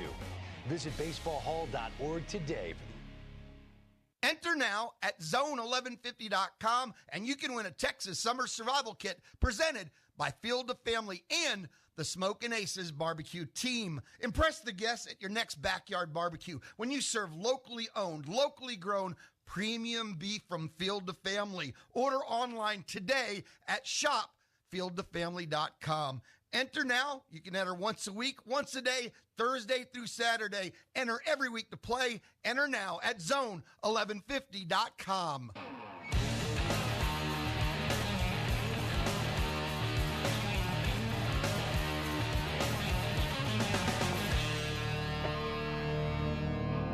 We're back, TexAgs Radio. Gary Blair was awesome. Got a lot of text messages for him on the A&B text line. We'll get to Tomas Romo here in a moment. But just love chatting with him. He always stays after the segment. We chat a little bit more. He tells us little nuggets. It's so much fun to talk to him here on this show. Let's go to the News and Social Center because Tomas Romo's got some text messages, but also some Quentin Jackson news from last night. Well, let's first get into that Quentin Jackson news. Making his Summer League debut a couple nights ago with the Washington Wizards. He scored 4 points in his debut, but last night the Wizards beat the Suns 97-72. Quentin Jackson had a nice game, 13 minutes, 3 of 3 from the field, 2 of 2 from the free throw line, finished with 8 points. And he had a nice dunk that's on social media. I think even the NBA tweeted it out, like something to the effect of Q bringing it or something to that effect. But I saw it on social last night. I was like, yes, Q, go do your thing. I think he's going to make a roster. I do. He's got some game that we have all seen. He's got leadership qualities. I think it's going to go well, even if he starts off in the G League. Tomas, we had some text messages for Coach Blair. This is from Cuervo Ag. He said, ask Coach Blair if he ever got to meet and know Victoria Stingray High School coach Jan Lanny back in his high school coaching days. Yeah, he said that yes, and that Jan broke his winning streak. In fact, had he won one more game, he may not have gone to La Tech, is what he told us. He may have stayed. So just little tidbits that come with that. What else we have? We got one from Sandy. Sandy says she loved the segment, and she was a member of the first girls basketball team and golf team in Suero in 1976. Would have loved to have had coach like Coach Blair. Maybe would have won at least one game. Our first season, we had a PE teacher as our coach. Football was king in Cuero at that time. Yeah, it's I mean, think about hitting the lottery like that. Like, we got to get somebody to coach our team. I don't know. Let's get Gary to do it. Gary, will you do it? Yeah, I'll do it. Guy's a Hall of Famer, right? Like, he's in Hall of Fame human and Hall of Fame basketball coach. One more there from TexAgs. TexAgs in Taylor says, thank you, Coach, for being a developer and teacher of young people and being the epitome of Texas A&M. The epitome of Texas A&M. Sorry, had to correct you there. Honestly, you had to there, David. I had to do it. I didn't. I could have just let bad. it go. That's bad. I'm a journalism major. No, dude, I've made so many of those same mistakes, and I'll hear from it. People will send me a message. I make those mistakes all the time. I forget what I said, like first week on the show, but it was just it became show fodder for a few weeks. All right, so we'll do this. I got an open segment here. The next segment, if you guys may be a part of it, you can call us up 979-693-1150. That is the BCSI hotline. I'm going to talk a little bit about the future of college football because I'm a little split. I know we talked about conference expansion, but I'm a little split on the direction of college football because there's a part of me that's super excited about this potential NFL-looking world that is going to be college football. And there's a part of me that's kind of sad. And then I'm reminded college football just evolves, and they've always evolved. You try to get rid of it years back, this is going to be the end of it. It never is. So we'll get into that next here on TexAgs Radio, presented by David Gardner's Jewelers. Who cares if he's wearing a medium and tight pants? 3, 2, 1, go. It's TexAgs Radio with David Nuño on The Zone. If you own construction equipment and need replacement rubber tracks, now's the time to get $200 off your next set of rubber tracks at WPI. Regardless of your machine's make or model, WPI can help. From custom hydraulic hoses, O-rings, and depth to teeth, buckets, and blades is at your local WPI. Visit Jesse James at WPI's new location in Bryan. Hurry in. $200 off rubber tracks in soon. Highway 21 East at Marino Road or click WPI.com. Does your bank know your first name? At Normandy State Bank, they do. Normandy State Bank is locally owned, controlled, and operated. This local personal touch means banking decisions are made on site the same day you request it. Norman G. State makes banking easy. They're open Saturdays, offer state-of-the-art online banking, bill paying, fund transfers, check and statement images. Norman G. State, where customer service is their priority. Norman G. State Bank, rock solid. Member FDIC. Our publications reach every corner of the Brazos Valley, and we want to partner with you in sharing your message with the community. You may recognize a few of our Bryan Broadcasting publications. Best of the Brazos Valley. Brazos Life, the annual manual. Welcome home, Brazos Valley. Brazos Family. Brazos Wellness. Brazos Valley Bride. Peace, Brazos Christian Life. With the combined power of 7 magazine titles, 11 radio stations, and digital solutions, Bryan Broadcasting Publications can help you be heard. Call 979-695-9595 to learn more. I'm a 40-year-old man that walked in there to get his high school diploma. It was very hard for me, but Miss Araceli, she gave me direction. At age 47, Marco finished his high school diploma. 50% of getting your high school diploma is walking through those doors. The other 50% is doing the work. No one gets a diploma alone. If you're thinking of finishing your high school diploma, you have help. Find free adult education classes near you at finishyourdiploma.org. That's finishyourdiploma.org. Brought to you by the Dollar General Literacy Foundation and the Ad Council. The flagship station for Aggie Athletics is The Zone. Whenever the Aggies are playing, you can hear them right here at 1150 and 93.7 FM. Thanks to our listeners and our Aggie broadcast sponsors, Pioneer Steel, Gulf States Toyota, Cherry Rafino with Coldwell Banker Apex Realty, and Amarillo National Bank. Here's a big gig 'em to all these sponsors. Listen to Aggie Athletics on The Zone 1150 and 93.7 FM. Keyshawn, J. Will, and Max. The Washington Commanders are a decent team, but they won't be really involved in the conversation. This is either the Eagles or the Cowboys division. That's how I look at it. I mean, the Eagles are a very talented team. We talked about, obviously, getting A.J. Brown. Like, they have all the pieces right there. Their defense is solid, and Jalen Hurts, a lot will depend upon his maturity and how much he continues to evolve. But when it's all said and done, to me, it's between the Cowboys and the Eagles. Listen in to Key, J. Will, and Max, powered by WC Tractor from 5 to 8 on The Zone.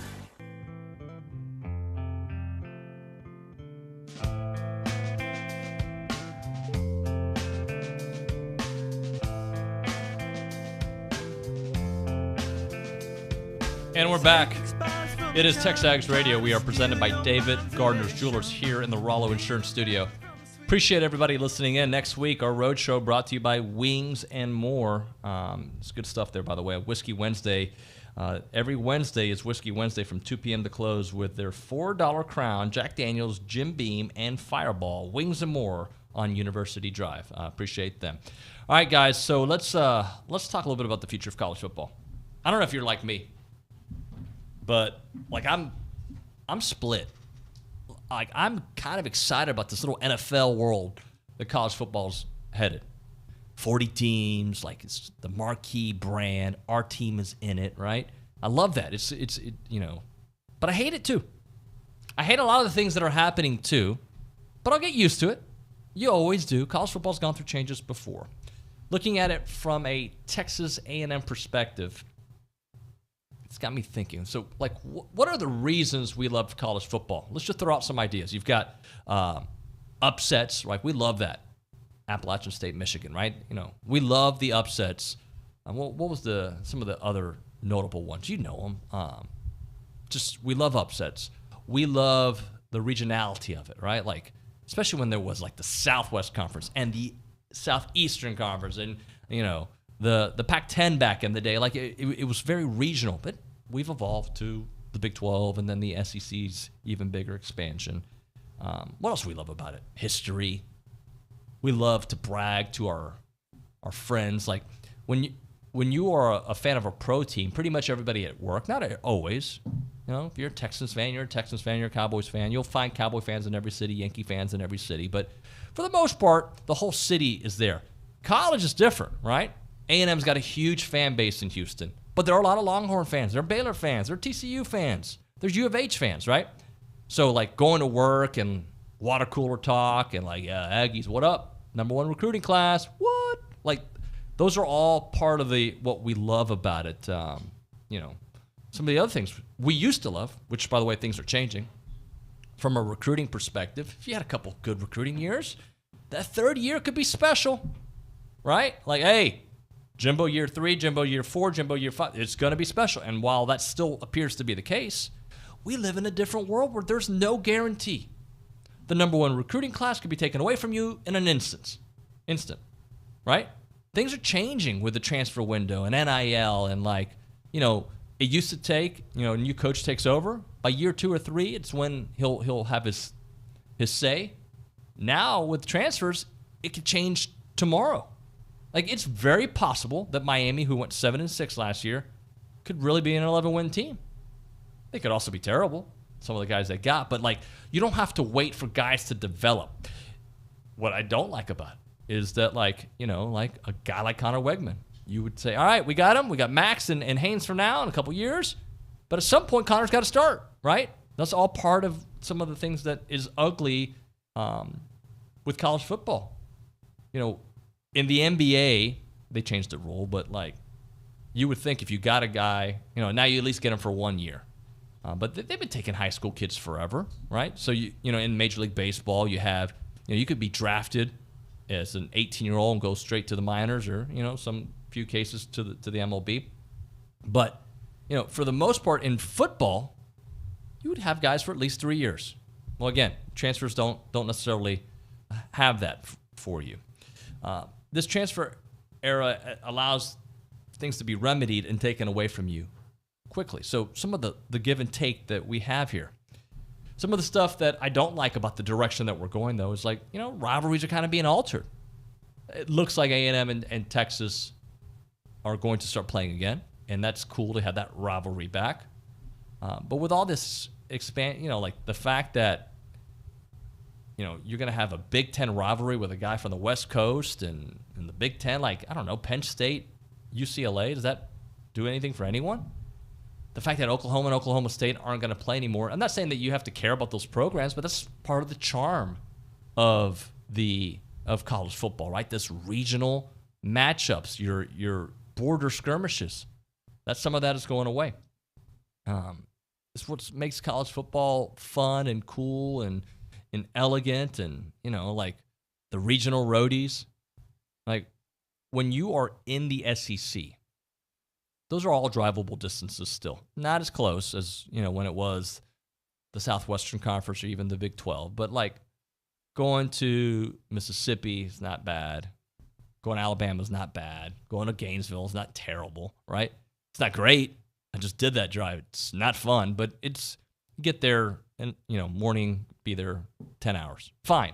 Get to Louisiana in 5 hours. Cool.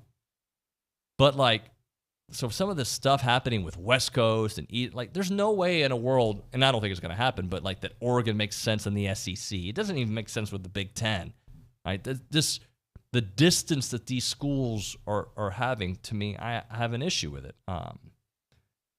West Virginia, does it even make sense in the Big 12? No, it doesn't. So, and it's not even a great fit. So, I'm intrigued by this new world that we're going to see. Right? It's going to be like a NFC East of college football, which in a way, you're going to kind of have some of that regionality again because they'll do the certain divisions, if you will, if things play out the way the NFL style. That could be cool. But I'm going to miss the charm of all these schools and the way they play. The beauty is A&M's invited to the club. Deservedly. They've proven it from the kind of history, program, and all that good stuff. But there are some programs that are invited that Vandy, Rutgers, really? So, and then you've got schools like Tech left out. I know many of you don't care what happens to Baylor or Texas Tech or whatever. I get that because they're your rivals. You got friends that went there. But I'm just saying, a big picture, that part of it I struggle with. So it's okay to have multiple opinions. I'm intrigued by the idea. I'm also scared about the idea. And there's a lot that I want to see out there. It's no longer going to be the Power Five. It's the group of two and everybody else. Now, the ACC hopefully can figure out, or not hopefully, I don't even care. I don't know.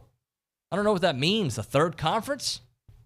The group of the Power Three? Power Two? Big 12 keeps finding a way to survive.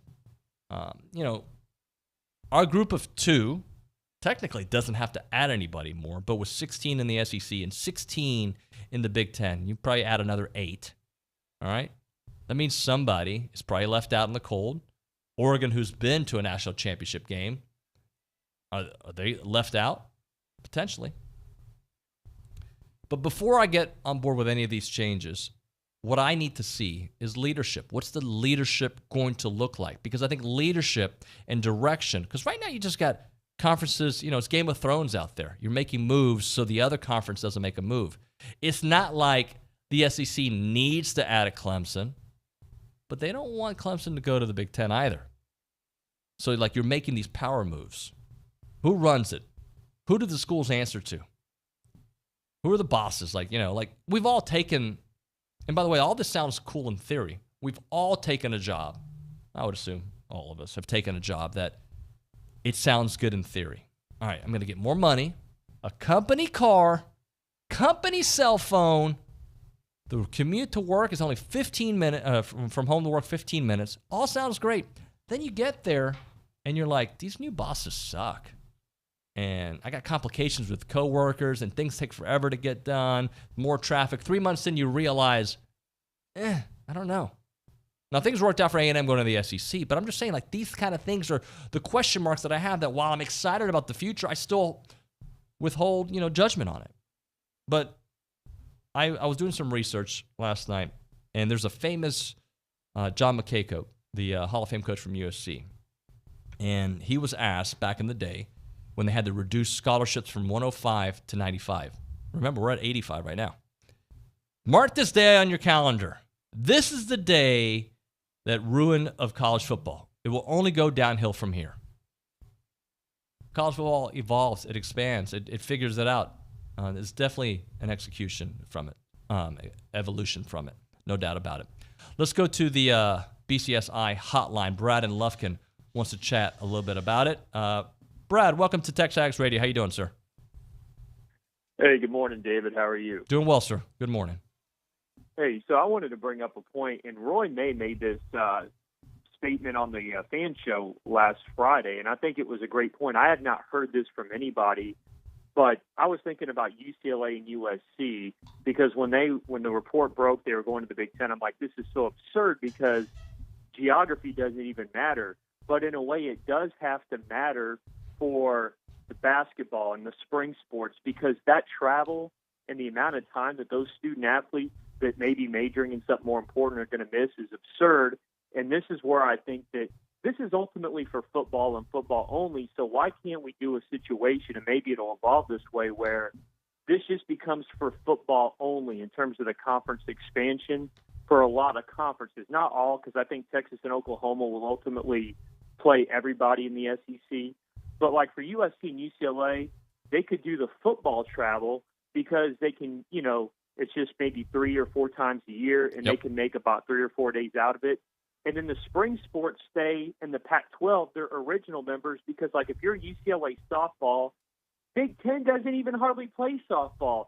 And it's a good conference with Arizona schools, Oregon, Washington. So you're actually hurting a lot of your other sports more so than helping them. And that's where I think it's a money grab for football. So why can't they do 2 separate conferences for football? And then everybody else goes to your traditional conferences for your winter spring sports. Just get your thoughts on that. I love the way you think there. And it's actually a thought that I was having last week because, and that's kind of why I brought up to OB earlier, Brad. Thanks for calling, by the way. Why I was asking OB if football just does its own thing, because you're exactly right. I'm going to be selfish here for a minute. I got kids that hopefully will get to play college sports. We'll see if they're blessed enough here in a few years, right? But school is the number one important thing because they're not going to be playing professional sports more than likely, right? So if I want them to play, if they want to play college sports and their conference is now, all around the country and they got to miss class and all, that's why I think football has to be its own entity with its own commissioner, with its own set of rules. And then you can have the other sports do this new NCAA, the new coalition. I saw that somewhere on the message boards, the new coalition, and it's kind of like, it feels almost like the old school way of the NCAA, but then you can have that and put a greater, emphasis into that. So yeah, I agree with you, Brad. It's, to me, football has to be its own thing, and we throw away what these conferences really mean. Now, does that not college basketball's over here saying, hey, we matter too. Like, let's have our own thing. Smarter people are out there can figure it out. I just think for where we are right now, football here in the next 5 years becomes its own entity. Everybody else in this bubble, and we take care of everybody. And, we can continue that on the other side of the break because I know we have Richard Zane coming up here with Around Aggieland. By the way, Gabe Bach listening. Hey, Gabe.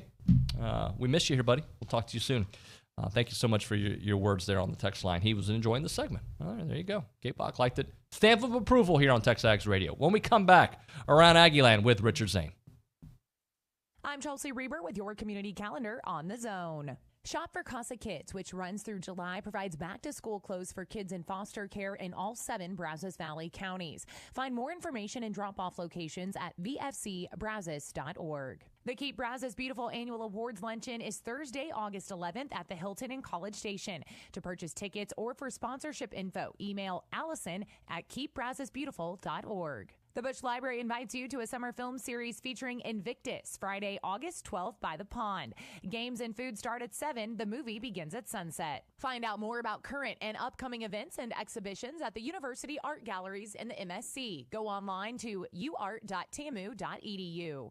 You can listen to The Zone online at radioaggieland.com. Listen to TexAgs Radio, The Louis Bellina Show, Chip Howard, or ESPN Radio, plus all your favorite A&M teams online at radioaggieland.com.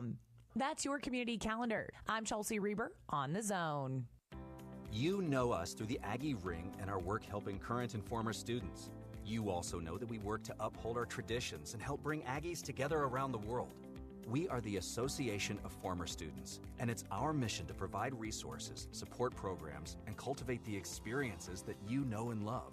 But have you ever stopped and wondered why? Why does the association support Texas A&M and Texas Aggies?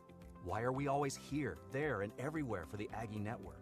Why do we tirelessly work to ensure that the Aggie experience is both unforgettable and life-changing? Well, you may be surprised to learn that the answer to why is as unique as your own Aggie story. That's why we created IamTheWhy.com, a place for shared Aggie stories and unique perspectives. It's where you can hear the why, see the why, and discover why Aggies like you are the why. Visit IamTheWhy.com today. Hey parents, when it comes to your child's education, there's a lot to consider. No matter what you're searching for, search the Bryan Broadcasting half-price tuition program first. We've partnered with schools and learning centers throughout the area to get your students started with high-quality programs at half price. Right now, we're featuring half-price tuitions at Hopewell Classical Day School, Kinder Music, Renner Academy, Sunshine School, and more. Half-price tuitions are first come, first served, and availability is limited. Go to halfpricebrazos.com. Gotta be connected with The Zone. Follow us on Twitter or Instagram at The Zone 1150. Like us on Facebook at The Zone 1150. Programming alerts, prize updates, scores from games all across Bryan Broadcasting. Contest